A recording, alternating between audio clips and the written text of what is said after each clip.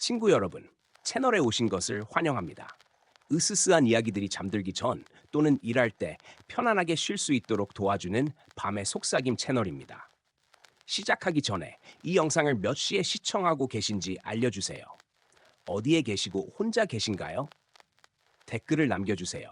생각보다 외롭지 않을지도 모르니까요. 채널에 좋아요와 구독을 눌러주시면 저희가 계속해서 미스터리한 이야기들을 들려드릴 수 있도록 응원해 드리겠습니다. 비가 오지 않는데도 귀에 익숙한 물방울 소리가 새벽 공기를 깨고 흘러내렸다. 서울 외곽의 오래된 여인숙에서 혼자 살고 있는 정윤우는 그 소리를 들은 순간 잠에서 벌떡 일어났다. 새벽 2시 13분. 시계 초침이 멈춘 듯 미세하게 떨리고 있었다. 방 안에선 아무런 움직임도 없었고 창문은 단단히 닫혀 있었다. 그런데도 그 또각, 또각 하는 소리는 마치 천장에서 바로 떨어지는 것처럼 생생했다. 윤우는 핸드폰을 더듬어 켜보았다. 문자 하나가 떠 있었다. 오늘 2시 15분, 종이 울립니다. 준비하세요.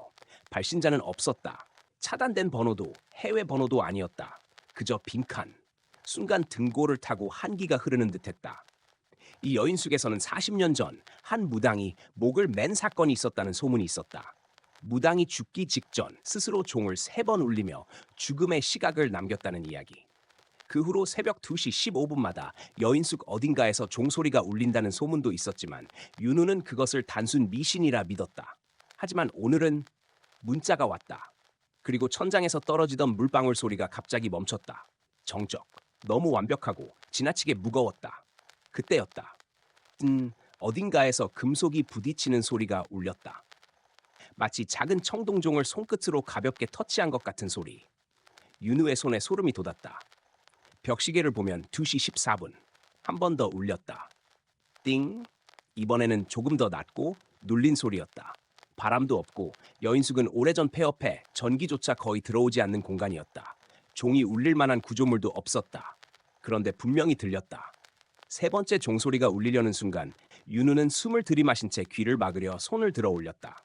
그러나 종소리 대신 다 들었지? 낮게 속삭이는 여자 목소리가 바로 귓가에서 들려왔다. 윤우는 비명을 지르며 뒤로 넘어졌다. 방 안에는 아무도 없었다. 하지만 어둠 속에서 벽 한쪽이 희미하게 흔들리기 시작했다.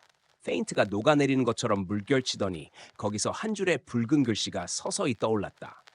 3번째 종, 내 차례다. 순간 방 안의 모든 시계가 동시에 딸깍 소리를 내며 움직이기 시작했다. 정지된 시간들이 한꺼번에 깨어나는 소리. 그리고 벽 뒤에서 어떤 존재가 문지방을 긁는 듯한 쑥쑥 하는 소리가 들렸다. 윤우는 이를 악물고 문 쪽으로 뛰어가 손잡이를 돌렸다. 문은 잘 돌아갔다. 하지만 열리지 않았다. 마치 바깥에서 누군가 손으로 잡아당기고 있는 듯한 느낌. 그리고 벽면에 있던 그 붉은 글씨가 다시 바뀌었다. 도망칠 곳 없다. 그 순간 방 가운데 놓인 오래된 탁상시계가 2시 15분을 가리켰다. 띵! 이번 종소리는 이전과 비교할 수 없을 만큼 무겁고 길었다. 귀가 울릴 정도로, 바닥이 떨릴 정도로. 그리고 탁상시계의 아래 작은 문이 스르르 열리더니 그 안에서 피범벅이 된 하얀 손이 천천히 기어나왔다. 탁상시계 아래에서 기어나온 그 하얀 손은 마치 살아있는 생물처럼 꿈틀거리며 윤우를 향해 다가왔다. 손가락마다 피가 굳어 검붉게 번져 있었고 손톱은 비정상적으로 길게 자라 있었다. 손이 바닥을 긁을 때마다 나무 조각이 일어났다. 아니야, 꿈이겠지. 하지만 공기는 너무 차가웠고 손에서 떨어지는 피 냄새는 너무도 진했다. 윤우는 뒤로 기어가다가 벽에 부딪혔고 손이 서서히 그의 발목 근처까지 다가올 때 갑자기 시계가 또 울렸다. 띵! 이번엔 단 한 번. 그런데 손이 움직임을 멈췄다. 마치 누군가가 멈춰라고 명령한 듯한 정지. 그리고 방 안 어딘가에서 느릿하고 불길한 발걸음 소리가 들려왔다. 삐걱! 삐걱! 윤우는 숨도 쉬지 못한 채 귀를 기울였다. 여인숙 복도는 폐건물처럼 적막했지만 그 발자국은 확실히 있었다. 마치 물기가 묻은 발바닥이 나무 바닥을 밟고 지나가는 소리. 잠시 후 그 발걸음이 윤우의 문 앞에서 멈췄다. 쿵! 쿵! 누군가 문을 손으로 두드렸다. 절박한 두드림이 아니라 확인하듯이 가볍게, 하지만 분명하게. 윤우는 몸을 잔뜩 웅크리며 목소리를 죽였다. 그러나 다음 순간 문틈 아래로 붉은 액체가 천천히 스며들기 시작했다. 처음엔 물인가 싶었지만 색은 너무 짙었고 냄새는 너무 눅눅했다. 피였다. 확실한 피. 윤우는 숨이 턱 막혀 기침을 삼켰다. 문 밖에서 흐느끼는 소리가 들렸다. 또 한 명. 여자의 목소리였다. 차갑고 절망과 분노가 뒤섞인 목소리. 윤우는 떨리는 손으로 문을 다시 열려고 시도했다. 문 손잡이는 돌아갔지만 문 자체가 꿈쩍도 하지 않았다. 마치 그 목소리의 주인이 바깥에서 문을 손으로 짚고 누르고 있는 듯했다. 그 순간 문틈 아래로 스며들던 피가 갑자기 멈추더니 천천히 거꾸로 빨려 올라갔다. 역류하듯이. 그리고 문 밖의 기척도 함께 사라졌다. 정적, 숨 막히도록 무거운 침묵이 찾아왔다. 하지만 시계 속에서 나온 하얀 손만은 여전히 바닥에 붙어 있었다. 그리고 방 안 구석에서 또 다른 소리가 들려왔다. 슥, 스르륵. 윤우는 고개를 돌렸다. 벽지 아래에서 무언가가 기어다니고 있었다. 얇은 벽지 안쪽에서 사람의 손바닥만 한 검은 그림자가 계속 움직였다. 그리고 벽지 사이로 툭 튀어나온 건 붉은 눈알 하나. 벽지 안쪽에서 바깥을 내다보는 시선. 윤우의 시선을 정면으로 마주하고 있었다. 순간 벽 전체가 울렁거리기 시작하더니 벽면에 붉은 글씨가 다시 나타났다. 두 번째 종은 미리 경고일 뿐.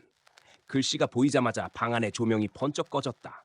그리고 완전한 암흑 속에서 복도 끝에서부터 들리는 종소리가 규칙적으로 울렸다. 띵, 띵, 띵. 여인숙 전체에 퍼지는 울림. 각 방마다 동시에 종이 울리는 듯한 환청 같은 진동이 이어졌다. 윤우는 더는 견딜 수 없어 창문으로 뛰어갔다. 이 건물의 창문은 오래돼 열리지 않는다고 들었지만 그는 망치듯이 손잡이를 잡아당겼다. 창문이 열렸다. 그러나 그 순간 차가운 공기가 밀려들며 윤우의 뺨을 스쳤다. 문제는 창밖 풍경이었다. 원래라면 도로와 전깃줄, 지나가는 차량 불빛이 보여야 했다. 하지만 창밖은 온통 짙은 안개와 검은 나무 숲뿐이었다. 도시가 아니다. 서울 외곽도 아니다. 이곳은 전혀 다른 장소였다. 그때 창밖의 안개 속에서 희미하게 무언가가 다가왔다. 희고 긴 팔, 구부러진 목, 그리고 얼굴 대신 검은 구멍이 난 빈자리. 그 존재가 가까워질수록 윤우는 숨이 점점 잠식되는 느낌을 받았다. 그리고 존재가 창가 가까이에 다가왔을 때 그 빈 얼굴에서 갑자기 입처럼 갈라진 틈이 열리더니 죽을 시각을 알고 싶어? 낮고 울리는 소리가 안개 속에서 흘러나왔다. 윤우는 본능적으로 창문을 닫으려 했지만 늦었다. 그 존재의 팔 하나가 창문 틈 사이로 푹 밀려 들어왔다.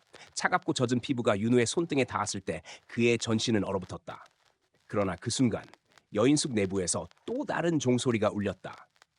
띵, 띵. 바깥의 존재가 그 소리에 반응한 듯 움직임이 멈췄다. 그리고 천천히 뒤로 물러났다. 하지만 떠나기 전 그것은 마지막으로 속삭였다. 세 번째 종이 울리면 넌 나와 같다. 윤우가 창문을 닫고 뒤돌아섰을 때 방 한가운데에서 탁상 시계가 또 울릴 준비를 하는 듯 떨리고 있었다. 그 아래에서 나온 하얀 손은 점점 더 크게 꿈틀거리며 커지고 있었다. 마치 누군가의 몸 전체가 시계 속에서 빠져나오려는 듯. 그리고 벽지가 찢어지며 그 붉은 눈알이 다시 나타났다. 이번엔 하나가 아니라 여러 개였다. 방 전체 벽에서 수십 개의 눈동자가 윤우를 바라보고 있었다. 그때 핸드폰이 울렸다. 알림은 단 하나. 세 번째 종 고지다. 휴대폰 화면에서 한 줄 알림이 반짝였다. 세 번째 종 고지다. 윤우는 온몸에 소름이 돋았다. 누가 보낸 것인지 알림창을 눌러봤지만 발신자 정보는 알 수 없음. 메시지 기록에도 남아있지 않았다. 그가 머뭇거리는 사이 방 안의 탁상 시계가 조금 더 크게 흔들리기 시작했다. 마치 안에서 거대한 생물체가 뛰쳐나오려는 듯 분침과 시침이 제멋대로 돌아갔다. 그리고 딸깍! 시계의 뒷면이 조금 열리며 빈틈이 생겼다. 그 틈 안에서 길고 검은 머리카락이 스르륵 흘러나왔다. 이어 작은 턱, 핏빛 입술, 팽창된 회색 피부의 얼굴이 느릿하게 밀려 나왔다. 그 얼굴은 윤우를 보자마자 입을 벌렸다. 늦었어. 순간 벽에 붉은 글씨들이 모든 면에서 꿈틀거리며 재배열되어 새로운 문장을 형성했다. 세 번째 종은 죽음을 완성한다. 방 안의 공기가 무거워졌다. 귀가 멍멍할 정도로 고요해졌다. 그리고 갑자기 바닥에 있던 하얀 손이 윤우의 발목을 덥석 잡았다. 으악! 윤우는 온몸을 비틀며 발을 빼려 했지만 소나기는 쇠처럼 단단했다. 하얀 손은 끌어당기며 윤우를 시계 쪽으로 넘어뜨렸다. 그 순간 문 밖에서 누군가 거칠게 문을 두드리며 외쳤다. 열어요! 당장 열어요! 거기 있으면 안 돼요. 여자의 목소리였다. 아까 복도에서 들리던 그 흐느낌과는 다른 살아있는 사람의 목소리. 윤우는 발목을 잡힌 상태로 몸을 겨우 돌렸다. 문틈 아래로 이번에는 피가 아니라 따뜻한 빛이 새어 들어왔다. 여인 쑥에서 나와요. 빨리. 윤우는 온 힘을 다해 발을 뿌리쳤고 잠시 소나기가 느슨해진 찰나 문으로 달려갔다. 다행히 문은 이번엔 열렸다. 복도에는 붉은색 한복을 입은 여자가 서 있었다. 나이가 40대 후반쯤 되어 보였고 손에는 오래된 방울, 무속 방울을 쥐고 있었다. 복도 전체는 칠흑 같은 어둠이었지만 그녀 주변만 은은한 빛이 맴돌았다. 무당이세요? 여자는 고개를 끄덕이며 윤우를 세차게 끌어냈다. 여기 더 있으면 종이 울려요. 세 번째 종은 절대 들으면 안 돼요. 둘은 급히 계단을 내려갔다. 하지만 내려갈수록 윤우는 이상함을 느꼈다. 계단이 끝이 없었다. 내려가도 같은 층, 같은 복도. 한참을 내려가자 무당 여자가 이를 악물며 말했다. 이 숙소는 이미 현실이 아니에요. 종이 시간을 찢었어요. 당신은 죽을 시간으로 끌려가고 있는 거예요. 죽을 시간?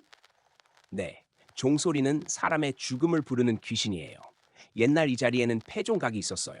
밤마다 억울하게 목숨을 잃은 원혼들이 스스로 종을 울려 죽음을 맞이했죠. 무당의 방울이 흔들릴 때마다 어둠 속에서 흐릿한 형체들이 스쳐 지나가는 것이 보였다. 목이 꺾인 사람, 손발이 뒤틀린 사람, 피범벅이 된 어린아이. 그 원혼들이 아직 남아 자기와 비슷한 때를 가진 사람을 끌고 가요. 그녀는 윤우를 똑바로 바라보며 말했다. 당신 오늘 죽을 운세였어요. 윤우는 숨이 턱 막혔다. 그래서 시계가 당신을 찾은 거예요. 종이 울렸다는 건 이미 시작됐다는 뜻이죠. 그 말이 끝나자마자 저 아래 어둠에서 무엇인가 천천히 올라오고 있었다. 처음엔 검은 연기 같다. 하나 점점 형태가 또렷해지더니 서로 다른 얼굴을 겹겹이 겹쳐가진 괴물 형태가 모습을 드러냈다. 눈이 수십 개, 입도 여러 개, 비명처럼 찢겨진 얼굴들이 겹겹이 붙어 있었다. 모든 얼굴이 동시에 속삭였다. 세 번째, 종. 무당은 방울을 흔들며 외쳤다. 뒤로 가지 마. 눈도 마주치면 안 돼. 하지만 이미 늦었다. 괴물의 얼굴 중 하나가 윤우를 똑바로 쳐다보고 있었다. 그 눈 속에는 윤우 자신의 모습이 비쳐 있었는데 놀랍게도 그 모습은 시체였다. 저건 당신의 마지막 모습이에요. 무당이 이를 악물며 말했다. 저 죽음행이 당신에게 이미 시간을 새긴 거예요. 순간 괴물이 비명을 터뜨리며 손가락이 뻗어왔다. 손가락 끝마다 종 모양의 작은 금속이 달려 있었고 흔들릴 때마다 금속음이 울렸다. 딸랑딸랑 그 소리는 윤우의 머릿속에서 직접 울리는 듯한 고통을 일으켰다. 눈앞이 어지러워지고 숨이 가빠졌다. 정신 차려요. 아직 완전히 울린 거 아니에요. 무당은 그의 손목을 잡아 끌었다. 세 번째 종이 울리기 전에 종각의 중심을 찾아 끊어야 해요. 어둠 속에서 괴물이 계속 상승하며 둘을 뒤쫓았다. 복도와 계단은 꼬여있는 미로처럼 끝없이 이어졌다. 그리고 어느 순간 계단이 끊기며 깊은 어둠의 늪 같은 공간이 나타났다. 늪 한가운데에는 거대한 오래된 종 하나가 서 있었다. 균열이 가득한 청동종. 그리고 종 아래에는 누군가의 시체들이 겹겹이 쌓여 있었다. 모두 같은 자세. 목을 꺾은 채 무릎을 꿇고 절하는 자세. 무당은 떨리는 목소리로 말했다. 저 종이 죽음의 시간을 울리는 원흉이에요. 누군가 깨우기만 하면 또 울릴 수 있어요. 윤우는 그 종을 바라보는 순간 머릿속으로 수많은 장면이 번쩍 스쳤다. 교통사고, 떨어지는 유리조각, 심장마비, 익사. 여러 죽음의 모습들이 끝없이 흘러갔다. 그 모든 장면의 마지막에는 항상 같은 것이 있었다. 탁상시계. 그리고 세 번째 종의 떨림. 그때 무당이 외쳤다. 윤우 씨, 종이 울리려 해요. 거대한 종이 스스로 흔들리기 시작했다. 아무도 치지 않았는데 속에서 울려 나오는 충격음. 쿵쿵쿵 그리고 곧이어 쇠망치가 천천히 위에서 내려왔다. 누군가 보이지 않는 손이 망치를 쥐고 준비하는 듯한 움직임. 무당이 방울을 흔들며 절규했다. 멈춰! 저게 떨어지면 당신은 오늘 죽어요. 망치는 하늘에서 거의 수직으로 내려오려 하고 있었다. 그리고 종은 마지막 울릴 준비를 하듯 흔들렸다. 종의 균열 사이에서 희미한 형체 감정들이 터져 나오고 있었다. 수많은 목소리들이 외쳤다. 시간이다. 세 번째, 죽어라. 윤우의 심장은 귀 옆에서 울리는 듯한 고동으로 떨렸다. 그는 종으로 다가가 손을 뻗었다. 멈춰야 한다. 어떻게든. 그러나 종의 손이 닿는 순간 그의 머릿속에서 새로운 진실이 터져 나왔다. 이 종을 처음 깨운 사람, 그 원인을 만든 사람, 바로 윤우 자신이었다. 종의 손끝이 닿는 순간 윤우의 시야는 완전히 뒤집혔다. 마치 오래된 필름이 끊어지듯 주변의 어둠과 괴물, 종각, 무당의 외침, all 사라졌다. 대신 아주 조용한 병실, 비 오는 소리가 창밖에서 들렸다. 침대 위에는 환자복을 입고 누워있는 어린 윤우가 있었다. 숨소리도 약했고 팔과 다리에 멍이 들어 있었다. 윤우는 자신이 투명한 영혼처럼 병실을 떠다니고 있다는 것을 깨달았다. 방 옆에서 의사와 간호사가 속삭였다. 또 자해 시도예요. 아버지가 이번에도 안 왔답니다. 아이 참, 혼자서 견디기엔 너무 힘들 텐데. 그때 병실 문이 조용히 열렸다. 한 남자가 들어왔다. 윤우의 기억 속에서 거의 지워진 아버지였다. 하지만 그는 어린 윤우의 얼굴을 보자마자 짜증 섞인 목소리로 말했다. 왜 이렇게까지 해야 하냐? 다 네 잘못이야. 원래부터 너는 태어나지 말았어야 했어. 어린 윤우는 입술을 떨며 말했다. 아빠, 나는 그냥 조용히 해. 아버지는 침대 옆 시계를 집어들었다. 탁상 시계. 바로 그 시계였다. 이 시간 기억해.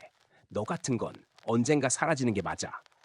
그가 짜증 섞인 목소리로 시계를 침대 옆에 내려놓는 순간 팅팅팅 종이 울렸다. 누가 누르지도 않았는데 윤우의 영혼은 그 순간 깨달았다. 죽음을 부르는 종은 원래 귀신이 만든 게 아니었다. 처음 종을 깨운 건 아버지의 말, 죽음을 강요하는 저주 같은 말이었다. 어린 윤우가 결국 스스로 목숨을 끊으려 했던 그날, 종은 3번 울렸다.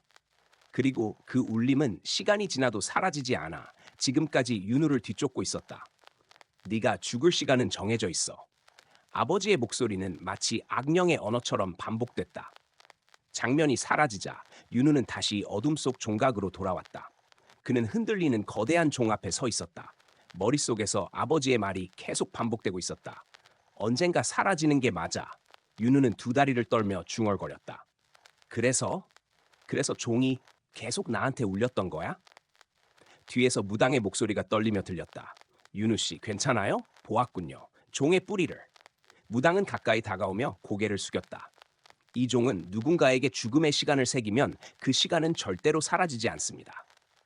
그럼 나는 이미 죽기로 정해진 거예요? 무당은 잠시 망설였지만 결국 고개를 저었다. 아니요. 당신이 그 시간을 받아들이지만 않는다면 종은 완전히 울리지 못해요. 하지만 그 순간 지옥의 괴물이 계단 아래에서 솟구쳐 올라왔다. 수십 개의 얼굴들이 동시에 우는 소리. 3번째, 종 울려라. 괴물의 팔이 길게 뻗으며 망치로 향했다. 망치는 이제 종을 칠 거리까지 기울어져 있었다. 무당은 절규했다. 윤우, 지금 선택해야 해요. 종을 깨부수든지 아니면 당신이 그 죽을 시간을 받아들이든지. 윤우는 손을 부들부들 떨었다. 눈앞에서 망치가 천천히 낙하하며 종에 닿으려 하고 있었다. 그는 마지막으로 아버지의 목소리를 떠올렸다. 너는 태어나지 말았어야 했어. 윤우는 눈을 크게 뜨며 소리쳤다. 아니야, 나는 살아야 해. 그는 자신의 온 힘으로 종을 밀어 넘어뜨렸다. 균열이 번개처럼 종 전체로 퍼졌다. 그리고 쨍! 거대한 금속이 깨지며 환한 빛이 터져 나왔다. 괴물의 수십 개의 얼굴이 동시에 비명을 질렀다. 안 돼. 3번째 종. 아직. 괴물은 밝은 빛 속에서 빠르게 녹아내리듯 사라졌다. 종각 전체가 흔들리며 무너져 내렸다. 윤우는 무당의 손을 잡고 눈을 감았다. 다음 순간 윤우는 여인숙 밖 비 내리는 길가에 쓰러져 있었다. 무당은 지쳐 쓰러져 있었지만 살아 있었다. 그녀는 힘겹게 숨을 고르며 말했다. 종, 사라졌어요. 이제 당신의 죽음의 시간도 다시 쓸 수 있게 된 거예요. 윤우는 아무 말도 하지 못한 채 눈물을 흘렸다. 하지만 무당이 덧붙였다. 완전히 끝난 건 아닐지도 몰라요. 죽음을 부르는 종은 깨져도 잔향이 남거든요. 바로 그때 윤우의 휴대폰이 울렸다. 띵, 알림 하나. 발신자 알 수 없음. 메시지 내용, 종이 울릴 시간은 다시 정해진다. 그 아래에는 윤우가 방금 본 병실의 사진이 첨부되어 있었다. 그리고 사진 속 침대 옆 탁상에는 깨져 있던 그 종에서 떨어져 나온 듯한 작은 균열이 있는 금속 파편이 놓여 있었다. 윤우는 그 파편을 보고 경악했다. 방금 사라진 줄 알았던 그 죽음의 종이 다시 살아나고 있었다. 비는 계속 내렸고 어둠 속에서 아주 희미한 종소리가 들렸다. 팅, 팅.